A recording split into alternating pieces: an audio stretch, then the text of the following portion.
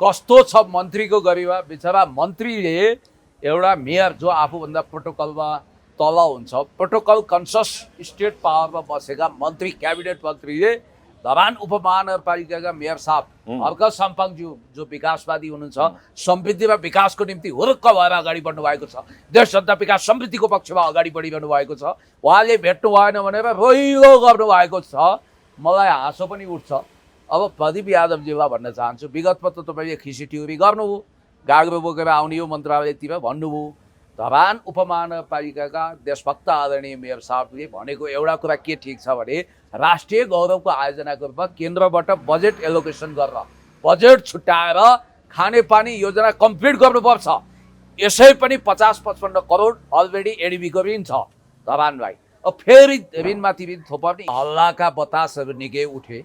जस्तो यो सरकार ढालिसकेपछि शेखर कोइरालाको नेतृत्वमा नयाँ सरकार बनाउने, शेरबहादुरलाई मौका नदिने, त्यसमा माओवादी केन्द्र अन्य राष्ट्रपा सहित विद्यादेवी भण्डारीजीको पनि साथ रहने, माओवादी त छँदैछ भन्ने कुरो कताबाट गाइरो गइरो सुनियो। तर अहिले तत्काललाई नेकपा एमालेको तर्फबाट यो बहसमा कुनै दिलचस्पी छैन, रुचि छैन र यस्तो हुनु पनि हुँदैन। म भन्छु संस्थागत निर्णय बेगर कुनै पनि जसकलाबाट गरिएका निर्णयहरूले पार्टीलाई खतरामा लान्छ, डेन्जर जोनमा लान्छ। त्यसकारणले गर्दाखेरि मैले तपाईँलाई भनिहालेँ कि पार्टीमा विचारमा एकरूपता कायम गरेर जानुपर्छ। अब शेखर कोइरालाको नेतृत्वमा सरकार बनाएर छुमन्तर हुन्छ। कोइरालालाई प्रधानमन्त्री बनाउनुभन्दा त प्रचण्डलाई बनाउनु राम्रो हो। बरु वाम एकताको ढोका त खुल्छ नि। यदि पोलिटिकल डिजास्टर भयो भने मेरो विचारमा वामपन्थी एकतालाई सुदृढ गरेर लानुपर्छ। प्रचण्डजीलाई प्रधानमन्त्री मान्न हामी तयार छौँ। शेखर कोइराला भनेको शेखर कोइरालाले ठुलो कुरा गरेर हुन्छ। बिपी कोइराला स्वास्थ्य विज्ञान प्रतिष्ठानको उपकुलपति हुँदा उहाँको ट्र्याक रेकर्ड के थियो? उहाँले नेपालको राजनीतिमा के योगदान गर्नुभएको छ? ठुला कुरा गरेर कोइराला परिवारको हुनुहुन्छ, कोइराला परिवारको कांग्रेसको संस्थापक नेताहरूको टिमको हुनुहुन्छ। कोइराला हुँदैमा नाति जर्ने हुँदैन क्या। कोइराला भन्दैमा ऊ भगवान हुँदैन। त्यस कारणले गर्दाखेरि म भन्न चाहन्छु कि शेखर कोइरालालाई प्राइम मिनिस्टर मानेर नेकपा एमाले जानु हुँदैन, जान सक्दैन। यति बेला हामीसँग संवाद गर्नको लागि नेकपा एमालेका प्रभावशाली युवा नेता पुण्य गौतम हुनुहुन्छ। पुण्य सर नमस्ते, यहाँलाई स्वागत छ। थ्याङ्क यू सो मच, धन्यवाद। भर्खरै तपाईँ पार्टी कार्यालय पुगेर आउनुभयो। यति बेला पार्टी अध्यक्ष प्रधानमन्त्री समेत हुनुहुन्छ केपी शर्मा ओली र पूर्व राष्ट्रपति विद्यादेवी भण्डारी बीच भेटवार्ता भइराखेको छ। उहाँको सदस्य नवीकरण गर्ने नगर्ने अथवा विधान महाधिवेशनमा उहाँलाई पनि बोलाउने नबोलाउने विषयमा गम्भीर छलफल चलिरहेको भन्ने छ। तपाईँको पार्टी सदस्य फेरि नवीकरण भयो, तर विद्या भण्डारी जो पूर्व राष्ट्रपति समेत हुनुहुन्छ, अब अगाडि पूर्व उपाध्यक्ष समेत हुनुहुन्थ्यो, उहाँको चाहिँ पार्टी सदस्य नवीकरण नहुने, अन्यल हुने, तपाईँको चाहिँ नवीकरण हुने, कसरी हेर्नु भएको छ यो विषयलाई तपाईँले? अब सम्माननीय प्रधानमन्त्री केपी शर्मा ओलीज्यू जो नेकपा एमालेको सद्य अध्यक्ष पनि हुनुहुन्छ, अब उहाँ र सम्माननीय पूर्व राष्ट्रपति विद्यादेवी भण्डारीज्यूको बिचमा अहिले न्यानो भेटवार्ता चलिरहेको छ र म ठ्याक्कै तातो च्यासलबाट, पार्टी मुख्यालय च्यासलबाट पार्टी सदस्यता नवीकरण गरिवरी यो मैले 580 रुपियाँ तिरेको छु र यो मेरो झन्डै 84 सालसम्म मेरो यो नवीकरण भइसकेको छ। यो नवीकरणको यो रिसिप्ट लिएर म तपाईँको सामु हाजिर भएको छु र अहिलेको तातो जल्दो बल्दो विषय के हो भने तपाईँले भने जस्तो, तपाईँले भूमिका बाँधे जस्तो सम्माननीय राष्ट्रपति विद्यादेवी भण्डारीज्यू राजनीतिमा सक्रिय भइसक्नु भएको छ। उहाँले राज्यका सेवा सुविधा त्यागेको घोषणा गरिसक्नु भएको छ र नेकपा एमालेको सचिवालय र पोलिट ब्युरोले जुन ढङ्गको एउटा प्रस्तावहरू केन्द्रीय कमिटीमा लानको लागि मस्यौदा गरेको छ त्यो विषयमा गम्भीरतापूर्वक छलफल भएको छ। मैले त्यहाँ पार्टीका श्रद्धेय महासचिव कमरेड शङ्कर पोखरेलज्यूसँग पनि भेट गरेँ, उपमहासचिव प्रदीप गेवाली, त्यसै गरी पार्टीका एकदमै ठुला हस्ती सुरेन्द्र पाण्डे सबैसँग भेटवार्ता। होइन, तपाईँले त अहिले प्रधानमन्त्री जो एमाले अध्यक्ष समेत हुनुहुन्छ, एमाले अध्यक्ष केपी शर्मा ओली, पार्टी अध्यक्ष केपी शर्मा ओली र पूर्व राष्ट्रपति विद्यादेवी भण्डारीको भेटवार्ताको प्रत्यक्ष दृश्य देखेर आउनुभयो नि, होइन? के छ उहाँहरू हँसिलो मुद्रामा हुनुहुन्छ भन्ने कुरा आइरहेको छ, खास के कुरा भइराखेको छ ठ्याक्कै बताउनु। एकदम प्रत्यक्ष दृश्य देखेर आए र ठिक छ, एकदम शान्त भावमा हँसिलो मुद्रामा हुनुहुन्छ र तपाईँले एउटा आश्चर्य व्यक्त गर्नुभयो पुण्य गौतमजी, तपाईँको चाहिँ पार्टी सदस्यता नवीकरण हुने, विद्यादेवी भण्डारीज्यूको पार्टी सदस्यता नवीकरणको विषय नै होल्डमा पर्ने कारण के हो भनेर तपाईँले जो जिज्ञासा राख्नु भएको छ प्लेन एन्ड सिम्पल लोडमा म तपाईँलाई भनिदिन्छु, हामी भनेको पार्टीको त्यस्तो हाई कमान्डमा पुगेको मान्छे होइन। विद्यादेवी भण्डारीज्यू भने नेकपा एमालेको पूर्व उपाध्यक्ष पनि हो। लामो समय राजनीति गरेर उहाँ नेकपा एमालेको तर्फबाट राष्ट्रपतिको उम्मेदवार बन्नुभयो 72 सालमा, जित्नुभयो र लगभग 7.5 वर्ष नेपालको राष्ट्रपति पदमा गरिमामय पदमा आसीन रहनु भएपछि नेकपा एमालेको विधानले उहाँलाई स्वतः उहाँको पार्टी सदस्यता जो सस्पेन्ड जस्तो थियो त्यसलाई स्वतः नवीकरण गर्न मिल्छ कि मिल्दैन भनेर गम्भीर बहस गर्यो। हुन त केही समय अगाडि पार्टीका श्रद्धेय महासचिव कमरेड शङ्कर पोखरेलले पनि उहाँले नवीकरण 1 वर्ष अगाडि नै गरिसक्नु भयो भनेर भन्नुभएको थियो, जानकारी गराउनु भएको छ। नेपाल तर फेरि अध्यक्ष ओलीले चाहिँ उहाँको सदन नवीकरण भएको छैन, हुने विषय पनि होइन भन्ने कुरा काशीनाथ अधिकारीज्यूले नेकपा एमालेको सचिवालयको बैठकमा अथवा पोलिट ब्युरोको बैठकमा यो विषयलाई मैले त अलिकति त्यहाँ हडबड भयो होला, के भयो होला, यसलाई अलिकति नयाँ तरिकाले पुनर्विचार गर्नुपर्छ भन्नुभएको छ। र श्रद्धेय अध्यक्ष कमरेड केपी शर्मा ओलीज्यूले पार्टी सदस्यता नवीकरणको सवालमा प्रक्रियागत त्रुटि भएको भन्ने सङ्केत दिनुभयो। त्यसको मतलब के हो भने उहाँको पार्टी सदस्यता भनेको सभामुख वा राष्ट्रिय सभाको अध्यक्षको जस्तो त्यो सस्पेन्ड हुने होइन कि सदस्यता परित्याग गरेर। याद गर्नुहोस् है, यो सभामुख र अध्यक्षको चाहिँ सस्पेन्ड किन हुन्छ भने एकछिनको लागि सभामुखलाई महाअभियोग लाग्यो भने सांसद त रहन्छ नि, सांसद भएपछि पार्टीको हुइप त उसले मान्नु पर्यो नि, भन्ने बित्तिकै उसको पार्टी सदस्यता सस्पेन्डमा हुन्छ। तर राष्ट्रपतिले चाहिँ सदस्यता पूर्णतया त्याग्नु पर्ने एउटा संवैधानिक प्रावधान भएको र हेड अफ द स्टेट भइसकेको व्यक्ति फेरि एउटा पार्टीको अध्यक्ष बन्न आउन कति ठिक हुन्छ भनेर एकातिर तर्क छ भने अर्कोतिर होइन। सम्माननीय पद हो, संवैधानिक पद हो, त्यसको गरिमा र ओज पनि राख्नु पर्ला, यो व्यवस्था जोगाउन पनि राख्नु पर्ला भन्ने कुरा पनि उठिरहेको आफ्नो ठाउँमा छ। तर विद्यादेवी भण्डारीज्यूको पक्षमा खोजेका केही नेताहरूले चाहिँ आखिर संवैधानिक पद त सभामुख पनि हो, राष्ट्रिय सभाको अध्यक्ष पनि हो, राष्ट्रपति पनि हो, त्यसमा दोहोरो मापदण्ड किन फटाफट नवीकरण गरेको सदस्यतालाई मान्यता दिए हो भन्ने तर्क उठेको छ। अब सचिवालयले महत्त्वपूर्ण निर्णय गरेको अथवा सचिवालयले कुन एजेन्डालाई एक्सप्लोर गर्यो भने 70 वर्षे उमेर हद हटाइदिउँ, नम्बर 1। नम्बर 2, 2 कार्यकालको व्यवस्था क्यान्सल गरौँ। विश्वव्यापी रूपमा चाहे चीन चाहे रुस जहाँ पनि यो क्यान्सल गरिएको छ भन्ने कुरा आएको छ। अब यहाँनिर सचिवालयले गरेको होइन, हिजो प्रधानमन्त्री ओलीले माधव नेपाल हुँदाखेरि चाहिँ यो विषय उठान गर्नुभएको थियो भन्नाले 2 कार्यकाल भन्नाले पार्टीको प्रमुख नेतृत्वमा पुगिसकेपछि 2 कार्यकाल पदमा रहने त्यसपछि अरूलाई छोड्नु पर्ने भन्ने कुरा थियो। अब 70 वर्षपछि पार्टीको उच्च नेतृत्वमा पुग्न नपाइने अथवा त्यो नेतृत्व गर्न नपाइने भने त्यो दुवै हटाउनु भयो भने निरङ्कुश शैलीमा केपीले अगाडि बढ्न खोज्नुभयो। आफै नबरुल जेलसम्म पार्टीको नेतृत्व हाँक्न खोज्ने प्रधानमन्त्री पनि आफै बन्ने खोज्ने त्यो लोभ लालचमा पार्टी अध्यक्ष केपी ओली देखिनुभयो भन्ने कुरा अब त वरिष्ठ उपाध्यक्ष ईश्वर पोखरेलले उठाइराख्नु भएको छ सचिवालय बैठकमा। ईश्वर पोखरेलज्यूले यो तर्क उठाइरहँदा उहाँले आफ्नो वरिष्ठ उपाध्यक्ष पदलाई पनि जोखिममा राख्नुभयो र अबको महाधिवेशनपछि उहाँ निरन्तर हुन्न भन्ने कुरा सचिवालय नै नराख्ने कुरा आयो, वरिष्ठ उपाध्यक्ष पनि नराख्ने कुरा आयो, अब नराख्ने सचिवालयले स्थायी कमिटी राख्ने कुरा आयो। त्यसरी विधान संशोधन चिनिया कम्युनिस्ट पार्टीमा स्ट्यान्डिङ कमिटी मात्रै छ, पदाधिकारी 9 बाट 7 घटाइएको छ होइन। यहाँ पनि केन्द्रीय कमिटी सदस्य 179 बनाउने प्रस्ताव गरिएको, 251 पुग्यो, अहिले 251 पुग्यो र त्यसमा सबै पदाधिकारीको पनि संख्या कटौती गर्ने 15 सम्म राख्ने भन्ने कुरा आएको छ। 11 प्रस्ताव गरिएको थियो। खैर एउटा कुरो म तपाईँलाई के भन्न चाहन्छु भने जम्बोरी टोली लिएर काहीँ पुगिँदैन, ठिक्क छरितो मिठो टिम बनाउनुपर्छ, ठिक छ, यो कुरा ठिक छ।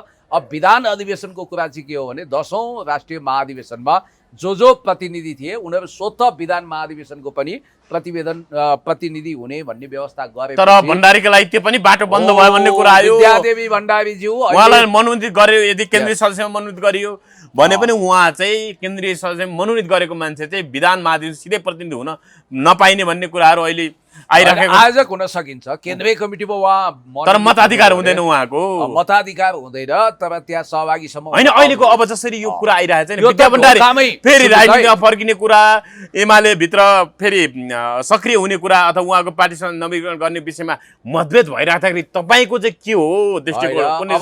उहाँ राजनीतिमा सक्रिय हुँदाखेरि एमालेमा फेरि मन्त्री प्रधान प्रधानमन्त्री बन्ने पार्टी अध्यक्षकै लागि म एमालेमा सक्रिय राजनीति गर्न फर्किएको भनिराख्दाखेरि उहाँ त्यो गर्नु चाहिँ कतिको बान्छनी हुन्छ, कतिको उपेक्षा हो? तपाईँलाई म भन्छु कम्युनिस्ट पार्टीमा वाद विवाद संवाद हुन्छ, थेसिस एन्टिथेसिस सिन्थेसिस हुन्छ। लेनिनको पार्टीमा पनि बोल्सेविक र मेन्सेविक दुईवटा गुटमा अनुमोदन गरिएको थियो। जनयुद्ध कालमा बाबुराम भट्टराईको छुट्टै गुट लगभग अवस्थितमा थियो भने प्रचण्डको छुट्टै थियो।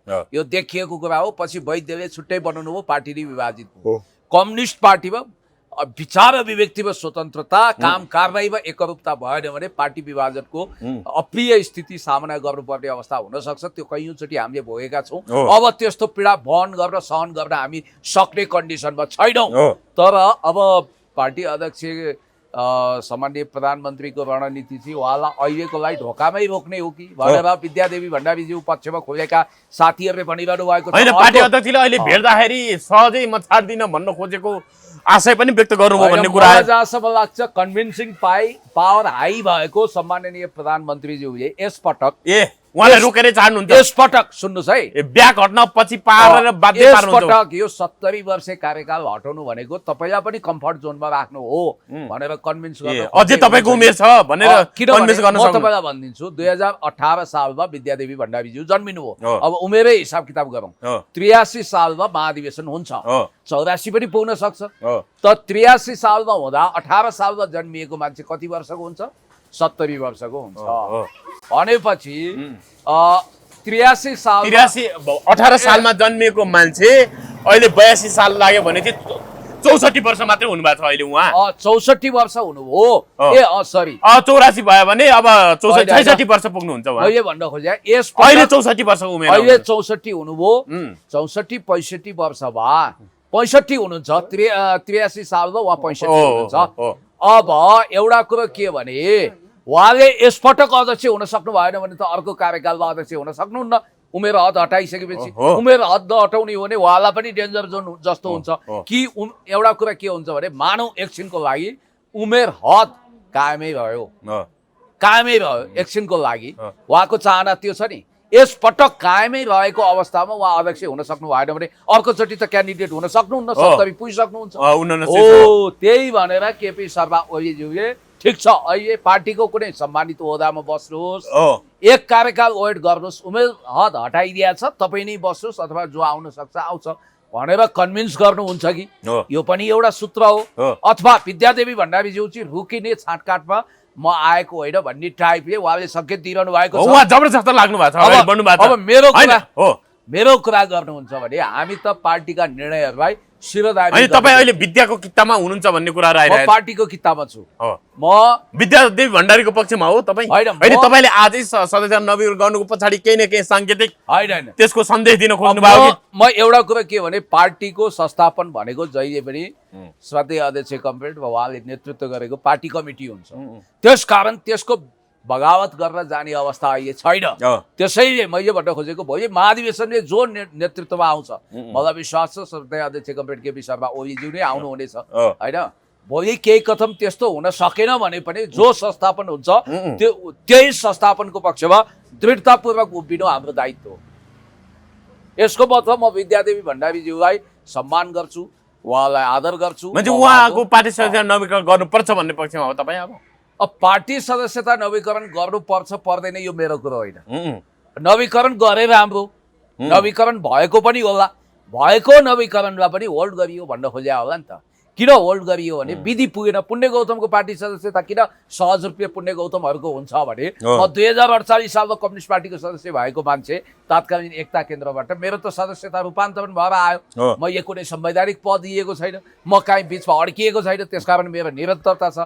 अब उहाँको बिचमा अब 7 वर्ष ग्याप भयो, 7-8 वर्ष, त्यस कारणले गर्दाखेरि उहाँ पार्टी सदस्यता त्यागेर गएको हुनाले जब तपाईँले त्याग्नु 2072 साल कार्तिक 11 गते पहिलोचोटि त्यागेपछि तपाईँको परिचय पत्र 2079 सम्म उहाँ त 9 वर्ष तपाईँले जस्तो एकछिनको लागि म नागरिकता त्यागेको मान्छेले त फेरि नागरिकता लिनु पर्यो भने जस्तै पार्टी सदस्यता त्यागेको भए पार्टी सदस्यता फेरि लिनु पर्यो भन्ने हिसाबले उहाँ त्यसैले साधारण सदस्यबाट सुरु गर्नुहुन्छ अब कि हिजोको पार्टी उपाध्यक्षकै हैसियतमा पुग्नुहुन्छ? त्यो भन्न सकिँदैन। पार्टीले अब एउटा डिसिजन लिन सक्छ, उहाँको उहाँ त साधारण पार्टी सदस्य भयो भने त केन्द्रीय नेतृत्वमा पुग्न त उहाँ त जोगो लाग्छ। होइन नि, त्यस्तो हुँदैन। साधारण तपाईँले भने पनि ठिकै हो। नेकपा एमालेको विधानले कमसेकम 10 वर्ष 15 वर्ष त्याग तपस्या नगरिकन पदाधिकारी हुने म्यान्डेट दिँदैन। सायद उहाँको त्यो पार्टी सदस्यता पुनः लिने भन्ने चाहिँ त्यो हुँदैन होला, त्यो नाटकीय हुन्छ। होइन तपाईँ चाहिँ पार्टी सदस्य नवीकरण हुनुपर्छ कि पर्दैन भन्ने पक्षमा हो? म त क्लियर कट सदस्यता नवीकरण भए राम्रो भन्ने पक्षमा हो। ए किन राम्रो? राष्ट्रपति भइसकेको मान्छे के का लागि फेरि पार्टीको सदस्य कार्यकर्ता बन्ने? जब उहाँले घोषणै गरिसक्नुभयो, सुविधै त्याग गरिसक्नुभयो, तपाईँले भनेको एङ्गलबाट सङ्गीन प्रश्न उठेको हो कि यो व्यवस्थामाथि, गणतन्त्रमाथि सेनाको परमाधिपति भएको, सबै पार्टीको स्वार्थभन्दा माथि उठेको हेड अफ द स्टेट भनेको के? राज्य प्रमुख, सबैको साझा व्यक्तित्व, सिर्फेच लागेको राजाको अस्तित्व नभएको ठाउँमा राजाले गर्ने सम्पूर्ण भूमिका निर्वाह गरेर उहाँ एउटा राष्ट्र माता भइसकेको व्यक्ति फेरि पार्टीको अध्यक्षमा सङ्कुचन हुनु हुँदैन भन्ने एउटा वैधानिक तर्क गर्नेहरू पनि छन्। त्यो तर्कमा पनि दम छ। अर्को थरी होइन, उहाँ त अब सबै सुविधा त्याग गरेर उहाँ फेरि पार्टी राजनीतिमा फर्किनुहुन्छ भने उहाँलाई वेलकम गरौँ भन्ने पनि छन्। त्यसकारण अब यो विषयलाई धेरै रबर ब्यान्ड जस्तो नतन्कौँ। जे होस्, अब नेकपा एमालेको यो विवादले, यो बहसले एक खालको सार्थक मोड लिन्छ। अब यो धेरै लिङ्गरिङ हुँदैन, किनभने भोलिदेखि केन्द्रीय कमिटीको बैठक जारी छ। सायद 2 दिनभित्र टुङ्गिन्छ। अब भनेपछि यो विषय टुङ्गिन्छ। अब यसलाई सेफ ल्यान्डिङ नै गराइन्छ यो विषय। एक्ज्याक्टली त्यही हो। अब अहिले विद्यादेवी भण्डारीले शेखर कोइराला पनि भेटेर मलाई नैतिक समर्थन जनाउनुहोस् भन्ने कुरा आयो। फेरि अब शेखर कोइराला र पूर्व प्रधानमन्त्री माओवादी केन्द्र प्रचण्ड पनि भेटघाट भइरहेको छ। शेखर कोइरालाले यो सरकार ढाल्न प्रयास गर्नुहोस्, म अगाडि बढ्छु भनेर प्रचण्डलाई आग्रह गरेको कुरा आयो। भने यो सरकार के ढल्ने दिशामा आइरह्यो? त्यसमा फेरि विद्यादेवी भण्डारीले पनि सक्रिय भूमिका खेल्न खोज्नु भयो? होइन, हल्लाका बतासहरू निकै उठे। जस्तो यो सरकार ढालिसकेपछि शेखर कोइरालाको नेतृत्वमा नयाँ सरकार बनाउने, शेरबहादुरलाई मौका नदिने, त्यसमा माओवादी केन्द्र अन्य राष्ट्रपा सहित विद्यादेवी भण्डारीजीको पनि साथ रहने, माओवादी त छँदैछ भन्ने कुरो कताबाट गहिरो सुनियो। तर अहिले तत्काललाई नेकपा एमालेको तर्फबाट यो बहसमा कुनै दिलचस्पी छैन, रुचि छैन र यस्तो हुनु पनि हुँदैन। म भन्छु संस्थागत निर्णय बेगर कुनै पनि जसकलाबाट गरिएका निर्णयहरूले पार्टीलाई खतरामा लान्छ, डेन्जर जोनमा लान्छ। त्यसकारणले गर्दाखेरि मैले तपाईँलाई भनिहालेँ कि पार्टीमा विचारमा एकरूपता कायम गरेर जानुपर्छ। अब शेखर कोइरालाको नेतृत्वमा सरकार बनाएर छुमन्तर हुन्छ। शेखर कोइरालालाई प्रधानमन्त्री बनाउनुभन्दा त प्रचण्डलाई बनाउनु राम्रो हो। बरु वाम एकताको ढोका त खुल्छ नि। यदि पोलिटिकल डिजास्टर भयो भने मेरो विचारमा वामपन्थी एकतालाई सुदृढ गरेर लानुपर्छ। प्रचण्डजीलाई प्रधानमन्त्री मान्न हामी तयार छौँ। शेखर कोइराला भनेको शेखर कोइरालाले ठुलो कुरा गरेर हुन्छ। बिपी कोइराला स्वास्थ्य विज्ञान प्रतिष्ठानको उपकुलपति हुँदा उहाँको ट्र्याक रेकर्ड के थियो? उहाँले नेपालको राजनीतिमा के योगदान गर्नुभएको छ? ठुला कुरा गरेर कोइराला परिवारको हुनुहुन्छ, कोइराला परिवारको कांग्रेसको संस्थापक नेताहरूको टिमको हुनुहुन्छ। कोइराला हुँदैमा नाति जर्नेल हुँदैन क्या। कोइराला भन्दैमा ऊ भगवान हुँदैन। त्यस कारणले गर्दाखेरि म भन्न चाहन्छु कि शेखर कोइरालालाई प्राइम मिनिस्टर मानेर नेकपा एमाले जानु हुँदैन, जान सक्दैन। अबको अध्यक्ष एमालेको अध्यक्ष विद्यादेवी भण्डारी हो। अब भविष्यमा उहाँ हुन सक्नुहुन्छ प्रधानमन्त्री पनि हुन सक्नुहुन्छ। कतिपय विश्लेषकहरूले ओलीपछि प्रधानमन्त्री चाहिँ विद्या भण्डारी भनेर भन्छन्। भविष्यमा मै पनि हुन सक्छु, तपाईँ पनि कुनै पार्टीको चेयर हुन सक्नुहुन्छ। यो ठुलो कुरो भएन। नेपाली नागरिक जो सक्रिय राजनीतिमा छ, जो पनि हुनसक्छ अध्यक्ष वा प्रधानमन्त्री। त्यस कारणले गर्दाखेरि वाइ नट विद्या भण्डारी केपी ओलीज्यूको सक्सेसर हुन सक्नुहुन्न। केपी ओलीज्यूले चाहने भने यही महाधिवेशनमा सक्सेसर बनाएर लान सक्नुहुन्छ। ल ठिक छ, तपाईँ नै सम्हाल्नुहोस् भनेर। तर अहिले चाहिँ होइन, त्यही डिजाइन अन्तर्गत कतै काम त भयो होइन, कतै अब तरोए जस्तो गर म कुटे जस्तो गर्छु भनेर योजनाबद्ध तरिकाले सुनिजे तरिकाले बाहिर हेर्दाखेरि विरोध गरे जस्तो भित्रभित्र चाहिँ फेरि मिलमतमै यो काम त भइरहेको छैन भने आशंका पनि गर्छन्। अस्ति वरिष्ठ पत्रकार विजय कुमार पाण्डेले यही कुरा सोध्नुभयो, तर हाँसेर उडाउनु भयो। प्रधानमन्त्रीले मिठो हाँसो पनि हाँस्नु हो। कुरा के छ भने प्रश्न त जता पनि लान सकियो, बेनिफिट अफ डाउट लिन सकियो। अब जस्तो अस्ति पार्टीको पोलिट ब्युरोमा भएको रणकारणकीको पनि दृश्य बाहिर हो, पिक्चर हो, आएको छ हो। त्यसकारण होइन उहाँले अहिले विद्यालय नेतृत्व दिन सकिँदैन भन्ने कुरा गर्नुभयो, संगठनात्मक अनुभव पनि छैन नेतृत्व गरेको भन्ने कुरा पनि गर्नुभयो। होइन, अब राष्ट्रपति भइसकेको मान्छे यो ओज रगरीमा राख्नुपर्ने के बोल्दै हिँड्नु भएको छ, पार्टीले उहाँबारे छिट्टै निर्णय गर्छ पनि भन्नुभयो अन्तर्वार्तामा। भन्नुभएको छ। यसो मैले सङ्केत बुझ्दा चाहिँ यसपटक विद्या भण्डारीज्यू पार्टी अध्यक्ष बन्न कोसिस गरिरहनु भएको छ। यो रोकेको छिपेको कुरा होइन, उहाँ आफैले घोषणा गर्नुभएको छ। उहाँ उपाध्यक्ष बन्न त आएको होइन होला, उहाँले भन्नुभयो नि म अध्यक्षकै लागि आएको हो। तर मलाई त कहिलेकाहीँ के लाग्छ भने नि यो पटक जुन विधान संशोधन हुँदैछ नि 2 कार्यकालवाला र उमेर 70 वर्ष उमेर, यसले त भविष्यमा विद्यादेवी भण्डारीज्यूलाई कम्फर्ट जोन सृजना गर्छ। 70 वर्ष पनि त उहाँले दाबी गर्न पाउनु भयो नि त, किन नपाउनु, मजाले। यसले सबभन्दा ठुलो तर ईश्वर पोखरेलले एकदमै बढी विरोध गर्नु अनि ईश्वर प्रवक्ता हो तपाईँ भनेर केपी ओलीले त्यहाँ प्रतिवाद गर्नुभएछ।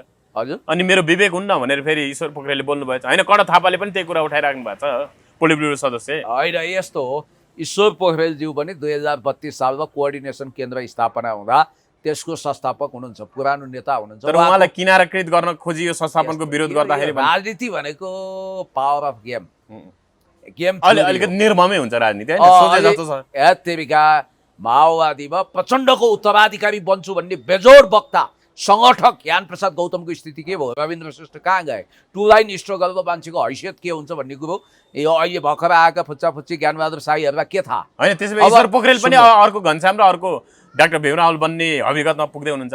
मलाई थाहा छैन, त्यस्तो नहोला, उहाँको ग्रेसफुल एक्जिट होला सम्भवतः। ईश्वर पोखरेलज्यूलाई साहित्य रचनामा दिलचस्पी छ, धेरै कुरा होइन। उहाँ चाहिँ पार्टी अध्यक्ष बन्ने सम्भावना छ कि छैन? अब भन्नाले 70 वर्ष उमेर हुँदा उहाँ पनि 70 वर्ष कटिसक्नु भएको नेता हो। संसारमा असम्भव केही छैन। अब मानौ न यो उमेर हट्टी हो भने ईश्वर पोखरेलज्यू हुन त उहाँले म अब बस्दिनँ, म नैतिकताको आधारमा हुन्न भन्नुभएको छ, होइन? यसपटक वरिष्ठ उपाध्यक्ष पद राखिएन भने कल्पना गर्नुहोस् ईश्वर पोखरेलज्यू कुन पदमा एडजस्ट हुने। सुन्नुहोस्, यही महाधिवेशनबाट उहाँले विदायी हुनुपर्ने हुन्छ। यो महाधिवेशनसम्म त उहाँको वरिष्ठ उपाध्यक्ष पद रहन्छ।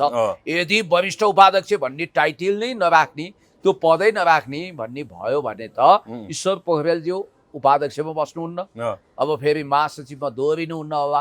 भनेपछि उहाँ स्वतः रूपमा कि त एउटा सम्मानित नेता यस्तो केही पद सृजना गरेर उहाँलाई राख्नु पर्यो, होइन भने अलिक एडजस्टमेन्टको सवाल गाह्रो छ। तर म चाहिँ ईश्वर पोखरेलज्यूको पनि निरन्तरता चाहन्छु। होइन, अब विद्याको विषयमा चाहिँ एउटा मात्रै प्रश्न, विद्या भण्डारीको विषयमा चाहिँ एउटा मात्रै प्रश्न। उहाँलाई चाहिँ अहिले जसरी तपाईँले पनि भन्नुभयो जबरजस्ती अगाडि बढ्न खोज्नु भएको दृश्य, पार्टी अध्यक्षकै लागि उहाँले एक ढङ्गले अग्रसर देखाउनु भएको विषयले कतै उहाँ आन्तरिक होइन बाह्य शक्तिबाट पनि उहाँ अलिकति होइन राम्रै फिडब्याक पाइराख्नु भएको छ कि उहाँले? यस्तो हो, जननेता कमरेड मदन भण्डारीको अर्धाङ्गिनीको हैसियतले उहाँ आफ्नो जीवनमा व्यस्त हुनुहुन्थ्यो।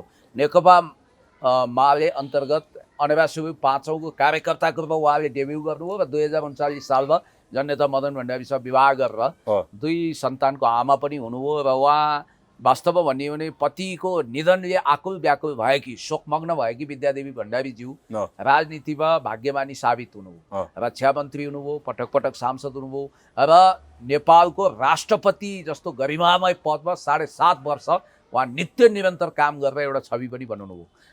मलाई जसम्म लाग्छ विद्यादेवी भण्डारीज्यूले आफ्नो जीवनमा एउटै इलेक्सन हार्नु भएको छ, त्यो भनेको यहाँ चुनाव थियो, त्यो चुनाव एकचोटि हार्नुभयो उहाँले। त्यो बाहेक उहाँले कुनै पनि इलेक्सनमा पराजय भन्ने शब्द सुन्नु परेको छैन, गर्नु परेको छैन। र अब त क्षेत्र नम्बर 4बाट उठ्छु पनि भनिरहनु भएको छ क्यारे, होइन? यो गगनकै क्षेत्रबाट, गगनकै क्षेत्रमा अब गगन कहाँ जाने हुन् फेरि, यो अचम्मको कुरा छ। म यही तपाईँलाई के भनौँ भने विद्यादेवी भण्डारीज्यू भनेको महत्त्वकांक्षा छ, जो हैन बाह्य शक्तिले पनि उहाँलाई अलिकति बाह्य शक्ति भन्नाले पुसअप गरिरहेको हुन सक्छ। उहाँ राष्ट्रवादी छविको व्यक्ति, तपाईँले सङ्केत गर्न खोज्नु भयो होला मित्र राष्ट्र चाइनाको र नेपालको बिचमा जुन एउटा बाइलेटरल हार्मोनी छ, त्यो हार्मोनीको हिसाबले विद्यादेवी भण्डारीज्यू अस्ति चीन भ्रमण जाँदा केही काने खुसी भोगी भन्ने होला। दिल्ली त शेरबहादुर के अरे सम्माननीय प्रधानमन्त्री केपी शर्मा ओलीज्यूलाई then and there immediately coup गर्न चाहन्छ, त्यो देखिएकै हो। होइन, तर उहाँलाई अहिले दिल्ली भारतीय समकक्षी भारतीय प्रधान नरेन्द्र मोदीकै निमन्त्रण भदौ 31 गते 2 दिने भ्रमणको लागि भारतको लागि बोलाउनु भयो, रातो कार्पेट बिछ्याउनु भयो भन्ने कुरा आयो त।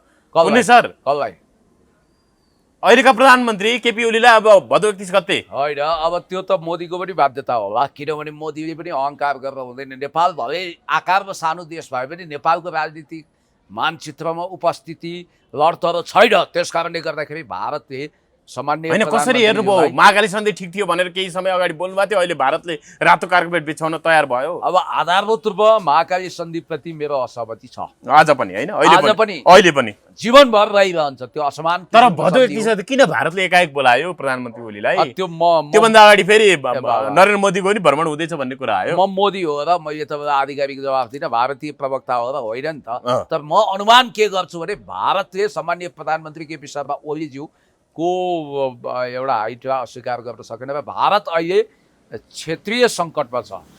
चीनले अहिले यस्तो विशाल बाँध निर्माण गर्दैछ जो माओ त्से-तुङले देखाएका थिए सपना, याङ्से नदीमा बाँध बाँध्ने हो। त्यो हाई ड्याम भन्दा ठुलो बाँध बाँधेर उसले बिजुली उत्पादन गर्ने लक्ष्य लिइसकेपछि भारत अब हामी डुबाउ हुने भयौँ, पानीको स्कार्सिटी हुने भयो भनेर हाहाकारमा छ र मोदी क्षेत्रीय सङ्कट खास गरी पाकिस्तानको वारमा नराम्रो छ, लज्जित हुनु। अहिले त ट्रम्पले पनि बोले पाकिस्तानले 5वटा भारतीय जेट खसालेको कुरा त्यो सत्य हुन सक्छ, त्यो खसालेको हुन सक्छ भन्ने कुरा गरे। त्यो त 100% हो नि, त्यो त देखिएकै कुरा हो। तपाईँलाई एउटा कुरा भन्नु, ट्रम्प पनि कम सङ्कटमा छन्। एलन मस्कले पोल खोलिदियो, एउटा बाल यौन दुराचारीको घनिष्ठ मित्र रहेछ नि, र बाल यौन दुराचारीको निजी जेटमा चढेर विभिन्न हवाई टापुमा गएको र त्यतिखेर त्यो बाल यौन दुराचारीले त कथित आत्महत्या गरेको अवस्था छ। हिजो सेतो पार्टीले पनि राम्रै न्युज निकालेको छ। केही कथम यो घटनामा उनले बाल यौन दुराचारमा कुनै संलग्नता देखाएको साबित भएमा डोनाल्ड ट्रम्पमाथि महाभियोग लाग्न सक्छ यही कङ्ग्रेसमा, त्यसकारण उनी सजग छन्। हजुर, अब अहिले त वरिष्ठ उपाध्यक्ष ईश्वर पोखरेलले पनि अब महासचिव पोखरेलले नै शङ्कर पोखरेलले नै पार्टी सदस्य नवीकरणको भएको भन्ने कुरा गरिसक्नु भयो एकपछि। अब यो नवीकरण विषयमा गल्फती गर्नु पर्दैन भन्ने कुरा गर्नु कसरी हेर्नु बेला? यो उहाँले भन्नुभयो, यो अहिले तर्क उठ्या छ, किनभने महासचिव कैबिनेट शङ्कर पोखरेलज्यूले 1 वर्ष अगाडि नै भइसक्यो भन्नुभयो। अब यसपछि यस्तो हो, आज मैले सङ्गठन विभागको प्रमुख काशीनाथ अधिकारीज्यूलाई पनि भेटेका थिएँ, कुराकानी। तर संस्थापन पक्षले अहिले पनि पेन्डिङ छ भनिरहेको छ होइन? त्यो भन्न खोजेको चाहिँ के रहेछ भने तपाईँलाई म बुझाइदिन्छु। विधानमा 2वटा व्यवस्था छ। एउटा पार्टी सदस्यता पूर्णतया परित्याग गरेको हकमा चाहिँ पुनः लिनुपर्ने व्यवस्था छ। अर्को पार्टी सदस्यता सस्पेन्डमा रहेको हकमा चाहिँ पुनः त्यसलाई सस्पेन्ड फुकुवा गरेर नवीकरण गर्न सकिन्छ। नवीकरण गर्नको लागि सस्पेन्डको अवस्था हुनु पर्यो, पुनः लिनको लागि खारेजीको अवस्था हुनु पर्यो। त्यो भनेको साधारण सदस्यबाट सुरु हो या खारेजी हो भन्ने तर्क सामान्य प्रधानमन्त्रीज्यूको र उहाँको सस्पेन्ड भयो भने त्यही हिजोकै पोर्टफोलियो अथवा त्यही पोजिसनमा त्यो निरन्तरता हुन्छ। खारेज भएर पुनः सदस्य लियो भने त्यो साधारण सदस्य। म तपाईँलाई गाँठो बोकाइदिन्छु। मानौ कुनै सचिवलाई मुद्दा पर्यो, निलम्बन पर्यो, ऊ निलम्बनमा पर्यो, अदालतले फैसला गरेर उसलाई भ्रष्टाचारी ठहर गरेर जेल पठायो भने उसको पद स्वतः खारेज भयो। अब ऊ फेरि निजामती कर्मचारी फर्किन सक्दैन, सक्छ त? सक्दैन नि त, चाहे नेता होस् चाहे कर्मचारी होस्। तर सफाई दियो भने उनी सचिव नै रहने भयो। सफाई दियो भने उसको त्यो बेलासम्म सस्पेन्डमा रहेको अवस्था हुन्छ सचिव पद, र त्यही पदमा निरन्तरता हुन्छ उनी सफाई पाए। अझ म तपाईँलाई सहज गरिदिन्छु। ठिक छ, बुझिसक्यो होइन, तपाईँले बुझ्नुभयो कि अझ मैले सहज हुने गरी तपाईँलाई दर्शकहरूलाई भनिदिन्छु। सस्पेन्डमा रहने भनेको चाहिँ कुनै पनि पद होल्डमा रहने हो, र याद गर्नु होला कुनै पनि नेताको पद यदि सम्पूर्ण रूपमा, अब जस्तो अझ म सहज गरिदिन्छु, कुनै कर्मचारीले राजीनामा दियो, राजीनामा दिएर त्यो स्वीकृत भयो, विद्यादेवी भण्डारीले नेकपा एमालेको उपाध्यक्षबाट राजीनामा दिएको, मैले राजीनामा दिएँ भन्ने भनेपछि त्यो सदस्यता परित्याग हो भन्ने अर्थमा अहिले संस्थापनले हेऱ्यो। अर्को थरीले भने होइन, त्यो त एउटा डिप्लोमेटिक कदम थियो, पार्टीकै तर्फबाट जानुभयो, उहाँको सदस्यतालाई सस्पेन्डमा राखेको हो, त्यो च्याचुत पारेको होइन भन्ने छ। अब यो बहसको पल्ला कहाँ भारी हुन्छ त्यसले म्याटर गर्छ। अब अहिले रविको विषयमा कुराकानी गर्यो, अलिकति विषयान्तर गर्यो। रवि लामिछानेको पक्षमा 25 दिनमा 25 लाख हस्ताक्षर, अस्ति हेर्नुहोस् है, असार 7 गतेबाट हस्ताक्षर अभियान सुरु गरेको, रविमाथि राजनीतिक प्रतिशत साथी हो भन्दै रवि लामिछाने नेतृत्वको राष्ट्रिय स्वतन्त्र पार्टीले हस्ताक्षर अभियान चलाइरहेको छ। साउन 1 गतेसम्म आइसक्दा 24,57,218 झन्डै 25 दिनमा 25 लाख हस्ताक्षर सङ्कलन भयो भन्ने कुरा आएको छ। कसरी हेर्नु भएको छ? किन रवि लामिछानेप्रति मान्छेहरूको आकर्षण बढिरहेको छ? पूर्व सेनाका जनरल कर्णेल गए, पूर्व न्यायाधीशहरू गए, पूर्व न्यायाधिवक्ता प्रदेश न्यायाधिवक्ताहरू गए। होइन हामी नेपाली अलिकति भावुक छौँ, कसैको दुःख देख्न सक्दैनौँ। मान्छेलाई के लाग्यो भने लुट्नु त सबैले लुटे, तर यसले थोरै तिनो कहाँ लोभ गर्यो होला, यो मान्छे गयो, यसलाई चाहिँ किन थुन्नु भनेर मान्छे भावुक भयो। हामी कहाँ विधिको शासन भन्दा पनि भावनाको शासन छ भन्नाले इस्टाब्लिस कानुन नियममा चल्ने देशहरूमा चाहिँ यस्तो हुँदैन। अब जहाँसम्म मलाई लाग्छ, मैले अघि पनि एमालेका केही कम्रेडहरूसँग नेता कम्रेडसँग भनी, रवि लामिछाने यदि यो अवधिमा केही कथम छुट्नुभयो भने 84 अगाडि बरु उहाँको पार्टी प्रतिस्पर्धामा अहिलेको जुन अपेक्षित कुरा छ त्योभन्दा कमजोर हुनसक्छ। रवि लामिछाने छुटेनन् भने चाहिँ सिम्पेथी मत आउँछ। यो झन् राम्रो हुनसक्छ। हाम्रो देशमा के भने कोही मर्यो भने, कोही घाइते हो भने त्यो प्रति सिम्पेथी बढी हुन्छ, कोही जेल पर्यो भने। यो मैले यथार्थ बोलिरहेको छु कि रासोपाको बिना कारण लोकप्रियता बढिरहेछ, बिना कारण। त्यो किन होइन, राजनीतिले अलिकति प्रतिशत साधिएको जस्तो देखियो होइन? हेर्नु त काङ्ग्रेस एमालेका तपाईँले मलाई सोध्नु होला फेरि, ए त्यसो भए त राप्रपाको बन्नुपर्ने, अरूको बन्नुपर्ने। ए राप्रपा भने त पञ्चेपण्डवीको क्लब त्यो अस्वीकृत भइसक्यो होइन, तर भाडबैली छ राप्रपा। हेर्नुहोस्, उपाध्यक्षलाई अहिले हटाएको कुरा छ। यो मेरो भविष्यवाणी हो, राप्रपा फुट्दैछ, राप्रपा जरा जीर्ण हुन्छ, त्यो पार्टी नै होइन। अब नवराज सुवेदी पनि अहिले निकालिए अनुशासन आयोगको अनुशासन समितिको अध्यक्षबाट। छैन, एउटा गिरिजीवा पनि निकालेका छन् यिनीहरूले, त्यो छोडिदिनुहोस्, उनीहरूको गुट छ, त्यो लास्टको अवस्थामा छ। उपाध्यक्ष गिरीलाई उपाध्यक्ष गिरीलाई निकालेका छन्। तपाईँलाई यति कुरा भनौँ कि वास्तवमा भन्ने हो भने हाम्रो जुन अलोकप्रियता छ, हामी प्रति जनताको जुन वितृष्णा बढेको छ, त्यसको एउटा कारण चाहिँ के भने लोकतन्त्रले खोजेको हाइटमा, त्यो हाइटमा बसेर दिनुपर्ने सर्भिस डेलिभरीमा हामी चुकेको हुनाले जनताले हामी प्रति ओभर एक्सपेक्टेसन गरेका थिए। त्यसमा जनता निराश भएर अनि तिमीहरूलाई देखाइदिन्छौँ भनेर आक्रोशित जनता उतापट्टि टाँसिन खोजेका हुन्। त्योभन्दा बढी केही पनि होइन। तर एउटा कुरा तपाईँले के ख्याल गर्नुहोस् भने यसको मतलब चमत्कारिक काम गरेर चम्किएको त होइन। फेरि रासोपालाई चिट्ठा पर्ला जस्तो भयो होइन? भ्रष्टाचार काण्ड त फाइल त खुलेकै हो नि, होइन र? कुन फाइल खुल्यो? अब जस्तो यो बाँसबारीको यो छाला जोताका जग्गा काण्ड खोल्या हो, टक्कैले टिकापुर आजु देउबा जोडीको काण्ड पनि खोलेकै हो। यस्तो हेर्नुहोस्, नेपालमा अख्तियार दुरुपयोग अनुसन्धान आयोगले अहिले जो कदम चालेको छ त्यो सार्थक छ, त्यो ठिक छ। तर नेपालमा भ्रष्टाचार र भ्रष्टाचारी विरुद्ध निर्मम र निर्णायक किसिमले प्रतिकार हुन सकेको छैन, किनभने नेपाल माफिया सिन्डिकेटबाट मुक्त छैन। तपाईँको हेर्नुहोस् त, तपाईँको पार्टी अध्यक्षको नेतृत्वमा बनेको सरकारमा हेर्नु त, बलराम अधिकारी भूमि व्यवस्था मन्त्रीको अडियो 32 लाखको अडियो काण्ड बाहिरियो। त्योभन्दा अगाडि राजकुमारको त सामान्य प्रसाद सङ्घीय मामला त सामान्य प्रसाद राजकुमारको त हुन्छ 4 दिनपछि शुक्रबार अडियो बाहिरियो, मङ्गलबारतिर 4 दिनपछि उहाँले राजीनामा दिनुभयो।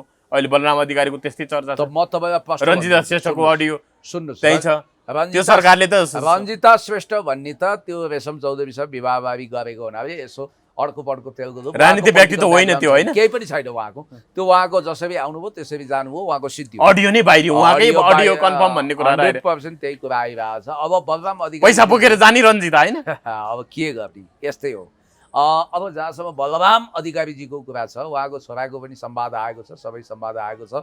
राजकुमार गुप्तालाई मैले तपाईँकै क्यामेराको फ्रेममा भनेको थिएँ, देयर इमिडिएटली या त उनले राजीनामा दिनुपर्छ या त उनलाई फायर गर्नुपर्छ। हेर्नुहोस् त, प्रधानमन्त्री भन्नुहुन्छ भ्रष्टाचारको मुख हेर्दिन, भ्रष्टाचार गर्दा पनि गर्दिन भन्नुहुन्छ, तर वरिपरि सबै भ्रष्टाचारीहरू जस्तो देखिन्छ। सम्भवतः बलराम अधिकारीजीले राजीनामा दिनुपर्छ, दिनु भएन भने यो केन्द्रीय कमिटीको बैठकले उहाँलाई राजीनामा दिने निर्देशन गर्छ, उहाँले दिनु। मन्त्री हेरफेरमा उहाँ पर्न सक्नुहुन्छ? उहाँ हेरफेरमा त उहाँलाई फेरि पुनः चान्स दिने त कुनै औचित्यता नै छैन, त्यो गर्नै हुँदैन। त्यसमा प्रश्न हुनुहुन्छ एकदम होइन? रवि लामिछानेको विषयमा चाहिँ जस्तो अहिले फेरि अहिलेसम्म अब महामन्त्री मुकुल ढकाल भन्ने हिसाबले निर्वाचकले भनेको कुरा आएर आज राष्ट्रपाको टिम नै गएको छ निर्वाचन आयोगको कार्यालयमा गएर किन अध्यापति नगरेको? हामीले महामन्त्रीमा कवीन्द्र बुढाकोटलाई नियुक्त गरिसक्यौँ, तपाईँहरू अहिलेसम्म मुकुल ढकालकै कागज बोकेर राखिराख्ने भनेर भनिराख्नु भएको छ। कसरी हेर्नु भएको? किन निर्वाचन आयोगले किन यो ढिलासुस्ती गरे? अध्यावधि किन नगरेको? दिनेश थपलियाज्यू प्रमुख निर्वाचन आयुक्त मेरो परिचित पनि हुनुहुन्छ, उहाँलाई विनम्रताका साथ निवेदन गर्न चाहन्छु, यो चुहा बिल्लीको खेलमा तपाईँ रिटायर हुँदै हुनुहुन्छ नपर्नुहोस्। यो मुकुल ढकाल भन्ने मान्छे राजनीतिमा लगभग किनाराकृत भएका छन् र उनी राष्ट्रसभाको कुनै हालतमा महामन्त्री हुन सक्दैनन् होला। भोलि अदालतले फैसला हानिदियो भने त एउटा कुरा हो, त्यसको स्पिडमा कदर गर्नु पर्ला। अहिले कविन्द्र बुर्ला कोटीलाई नै महामन्त्री बनेर जानुपर्छ, त्यसमा प्रश्न हुनुहुन्छ। प्रष्ट अनि किन ढिलाइ गरेको के अब यो संवैधानिक अङ्गहरू पनि सरकारको छायामा पर्यो? म केही भन्न सक्दिनँ, सायद त्यस्तो नहोला, तर किन त्यस्तो भयो भन्ने कुरा चाहिँ बुझ्नुपर्छ। अब अहिले धरानका मेयर हर्क साम्पाङको विषयमा एकदमै चर्चा परिचर्चा हुने गर्छ। अहिले उहाँले चाहिँ खानेपानी मन्त्री प्रदीप यादव नभेटेको विषय आइरहेछ। खानेपानी मन्त्री प्रदीप यादवले हालै एउटा कार्यक्रम के भन्नु भने धरानका मेयर हर्क साम्पाङ कस्ता मान्छे हुन्, मलाई भेट्दै नभेटी, उनी भेट्न नै आएनन् मलाई। म त्यो कोशी नदीबाट यता पानी ल्याउने प्रोजेक्टका विषयमा छलफल गर्न खोजेको, उहाँ भेट्नै चाहनुहुन्न भन्ने कुरा गर्नु, नौचोटि समेत भेट्नु भएन भन्ने कुरा आयो। तर साम्पाङले फेरि के भन्नुभएको छ भने विदेशी ऋण लिएर आएको भन्दै साम्पाङले फेरि हामी बरु श्रम गरेर खान्छौँ तर विदेशको ऋण धराने जनतालाई ऋणको भार बोकाउँदैनौँ भन्ने हिसाबले चाहिँ मैले नभेटेको भन्ने कुरा कसरी हेर्नुभयो यसलाई? ल हेर्नु त कस्तो छ मन्त्रीको गरिमा। बिचरा मन्त्रीले एउटा मेयर जो आफूभन्दा प्रोटोकलमा तल हुन्छ, प्रोटोकल कन्सियस स्टेट पावरमा बसेका मन्त्री क्याबिनेट मन्त्रीले धरान उपमहानगरपालिकाका मेयर साहब हर्क साम्पाङज्यू जो विकासवादी हुनुहुन्छ, समृद्धि र विकासको निम्ति हुर्क भएर अगाडि बढ्नु भएको छ, देश जनता विकास समृद्धिको पक्षमा अगाडि बढिरहनु भएको छ, उहाँले भेट्नु भएन भनेर रोइलो गर्नुभएको छ। मलाई हाँसो पनि उठ्छ। अब प्रदीप यादवज्यूलाई भन्न चाहन्छु, विगतमा त तपाईँले खिसीटिउरी गर्नुभयो, गाग्रो बोकेर आउने हो मन्त्रालयतिर भन्नुभयो। धरान उपमहानगरपालिकाका देशभक्त आदरणीय मेयर साहबले भनेको एउटा कुरा के ठिक छ भने राष्ट्रिय गौरवको आयोजनाको रूपमा केन्द्रबाट बजेट एलोकेसन गरेर बजेट छुट्याएर खानेपानी योजना कम्प्लिट गर्नुपर्छ। यसै पनि 50-55 करोड अलरेडी एडिबीको ऋण छ धरानलाई, अब फेरि ऋणमाथि ऋण थोपर्ने। यहाँनिर ठ्याक्कै हेर्छ प्रदीप यादवको कुरा के छ भने करिब 6 अर्बको लगानीमा कोशीको पानी ल्याउने आयोजनाबारे शुक्रबार छलफल राखिएको थियो। तर प्रमुख धरान उपमहानगरपालिका नगर प्रमुख साम्पाङ सम्पर्कविहीन भए। धरानका प्रमुख साम्पाङ आफू सहभागी कार्यक्रममा नआएको रिसमा खानेपानी मन्त्री प्रदीप यादवले आक्रोश बोकेका थिए। धरान उपमहानगरपालिका प्रमुख हर्क साम्पाङलाई नमस्कार गर्दै किस्तीमा पैसा बोकेर खोज्दै आइपुग्दा समेत उहाँले भेट्न इन्कार गर्नुभयो। मन्त्री यादवले भने आफूले पटक पटक फोन र मेसेज गर्दा पनि प्रमुख साम्पाङले कुनै जवाब दिएन भनेर गुनासो गर्नुभयो कि उहाँले। यो एउटा कुरो केटाकेटी आए गुली चलाए मट्याङ्ग्राको सत्यानाश जस्तो यो झुम्राको पुतली खेलाउने वा या भाडाकुटी खेल्ने कुरा गर्नु भएन। यस्ता सस्ता मजाक भद्दा मजाकवाला स्टन्ट गर्ने मन्त्री जस्तो मान्छेले पैसा बोकेर के मन्त्री त्यहाँ जान्छ 6 अरबको त हिजो बजेटमा किन छुट्याइएन? राष्ट्रिय गौरवको आयोजना बनाउनु पर्दैन? 4 करोड रुपियाँ भने त त्यहाँको लागि चतराबाट पानी लाने कुरा 5 अरबको प्रोजेक्ट हो, त्यो हात्तीको मुखमा जिरा हुन्छ, त्यसरी ठट्टा गर्ने हो। अर्को कुरो म भन्छु, उहाँले स्टन्ट गरेको मेयर साहबसँग फोटो खिचाउने आफू हिरो हुने स्टन्ट गरेको, त्यहाँ पानी ल्याउने उद्देश्य छैन। यदि धरानमा को सुविधा सम्पन्न खानेपानी प्रोजेक्ट बनाउने हो भने त्यसको पहल सम्माननीय प्रधानमन्त्री अर्थमन्त्रीज्यूले गर्नुपर्छ, उहाँले गर्न हुँदैन। उहाँ भनेको एउटा एक हिसाबले भन्दा काम गर्न सक्ने मन्त्रीको रूपमा परिचित व्यक्ति होइन। अब मैले के देखी भने प्रदीप यादवको हैसियतै के छ र? उहाँ मन्त्री हुनुहुन्छ, क्याबिनेट मन्त्री, तर शक्तिशाली। तर तपाईँको पार्टी अध्यक्षले नि यस्ता मान्छेले के जिताएको भन्नु होइन हर्क साम्पाङको विषय? होइन, त्यो एउटा समयमा भन्नु होला, तर अहिले फेरि हर्क साम्पाङज्यू भने जनताको काम गर्ने मेयर हो भनेर पनि त महत्त्वका साथ भेट्नु भयो नि त। भेटघाट त भयो, एकदम भयो। साथ त्यसो भए प्रधानमन्त्रीको अब बजेट छुट्याउन पहल गर्नुहुन्छ, प्रधानमन्त्रीले अब सहयोग गर्नुहुन्छ। धरानमा कोशीको पानी ल्याउन प्रधानमन्त्री ओलीले हर्क साम्पाङलाई साथ दिनुहुन्छ? अब दिनुपर्छ, दिनुहुन्छ, मेरो विश्वास छ। हस्, धन्यवाद यो समय। Thank you so much.